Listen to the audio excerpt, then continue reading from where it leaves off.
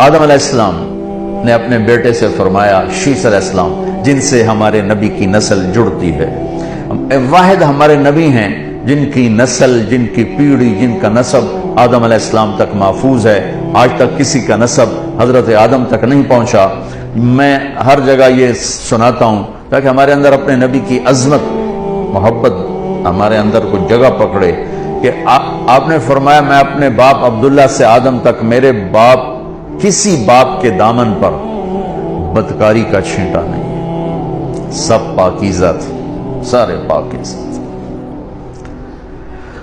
نسب کیا ہے؟ محمد بن عبداللہ بن عبد المطلب بن ہاشم بن عبد مناف بن قصی بن کلاب بن مرہ بن کعب بن لوی بن غالب بن فہر بن مالک بن نضر بن کنانہ بن خزیمہ بن مدرکہ بن الیاس بن مضر بن نزار بن معد بن عدنان بن اود بن حمیسہ بن سلامان بن عوس بن بوز بن قموال بن عبی بن عوام بن ناشد بن حیزہ بن بلداس بن یدلاف بن طابق بن جاحم بن ناحش بن ماخی بن عیفی بن عبقر بن عبید بن الدعاء بن حمدان بن سمبر بن یثربی بن یحزن بن یلحن بن ارعوہ بن عیدی بن زیشان بن عیسر بن اقناد بن ایہام بن مقصر بن ناحد بن زار بن سمی بن مزی بن عوض بن عرام بن قیدار بن اسماعیل بن ابراہیم بن آدر بن ناحور بن سروج بن رعو بن فائج بن عابر بن ارفخشاد بن سام بن نوح بن لامک بن متوشال بن ندریس بن یرد بن ملحل بن قینان بن آنوش بن شیس و بن آدم علیہ السلام۔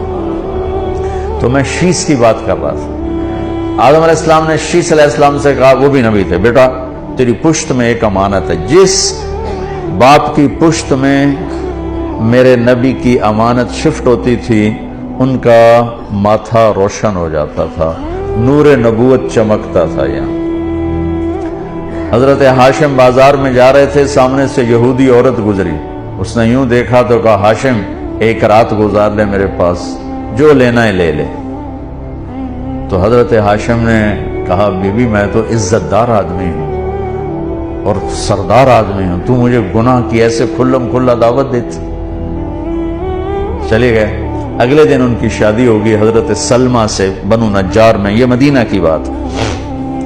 2-3 دن گزرے تو ہاشم بازار سے جا رہے تھے، سامنے سے وہی عورت آ رہی تھی، تو وہ کچھ کہے بغیر گزرنے لگی تو اس کو روک لیا، اس سے فرمانے لگے تم نے مجھے گناہ کی دعوت دی تھی، شادی کیوں نہیں کر رہی تھی؟ تو اس نے یوں دیکھا، کہنے لگی ہاشم مجھے غلط نہ سمجھنا، میں عزت دار عورت ہوں، میں نے تیرے ماتھے پر نور نبوت دیکھا تھا، آخری نبی کا نور دیکھا تھا، تو مجھے طلب ہوئی کہ وہ میرے پاس آ جائے، میں اس کے لیے وسیلہ بنوں، لیکن وہ تو سلمہ کے نصیب میں تھا، وہ لے گئی، مجھے نہیں چاہیے، مجھے غلط نہ سمجھو۔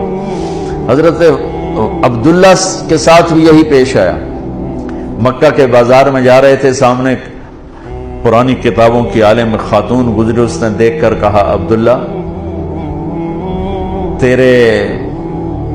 تیری جان بچانے پہ 100 اونٹ لگے تھے، میں 100 اونٹ دیتی ہوں، ایک رات میرے ساتھ گزار۔ تو انہوں نے بھی یہی جواب دیا، بی بی مجھے غلط نہ سمجھو، میں عزت دار ہوں۔ کچھ جب شادی ہوگی حضرت آمنہ سے اور وہ نور نبوت ادھر چلا گیا تو وہ خاتون ملی تو فرمانے لگے تم مجھے گناہ کی دعوت تو دے رہی تھی، شادی کر لو۔ تو اس نے بھی یہی کہا کہ آپ مجھے غلط نہ سمجھیں، آپ کے ماتھے پہ آخری نبی کا نور تھا۔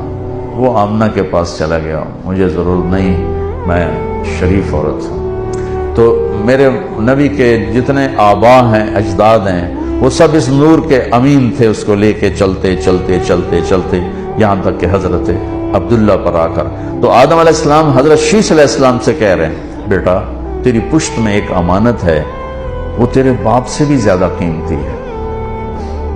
تو شیث کہنے لگے کہ ابا جان کیا بیٹا بھی باپ سے قیمتی ہو سکتا ہے؟ بیٹا بھی باپ سے قیمتی ہو سکتا ہے؟ کہنے لگے بیٹا تو اس کی بات کرتا ہے، میں تجھے اس کی امت کا سناؤں، امت کا۔ کیا؟ کہ دیکھ تیرے باپ نے ایک خطا کی، جنت سے نکال دیا گیا، وہ ساری زندگی خطائیں کریں گے پھر بھی اللہ ان کو جنت میں ڈالے گا۔ تیرے باپ نے ایک خطا کی، بیوی سے جدا کر دیا گیا، وہ صبح سے شام تک خطائیں کریں گے، ان کو ان کی بیویوں سے جدا نہیں کیا جائے گا۔ تیرے باپ نے ایک خطا کی، کپڑے اتار دی، ینزعنہما لباسہما، وہ صبح سے شام تک خطائیں کریں گے، اللہ تعالیٰ ان کے لباس نہیں اتارے گے۔ تیرے باپ نے ایک خطا کی، 40 سال کے رونے کے بعد توبہ قبول ہوئی، وہ زندگی بھر کی خطائیں ایک بول پہ اللہ ان کی معاف کر دے گا، کہیں گے یا اللہ معاف کر، اللہ کہے گا جاؤ معاف کر دے۔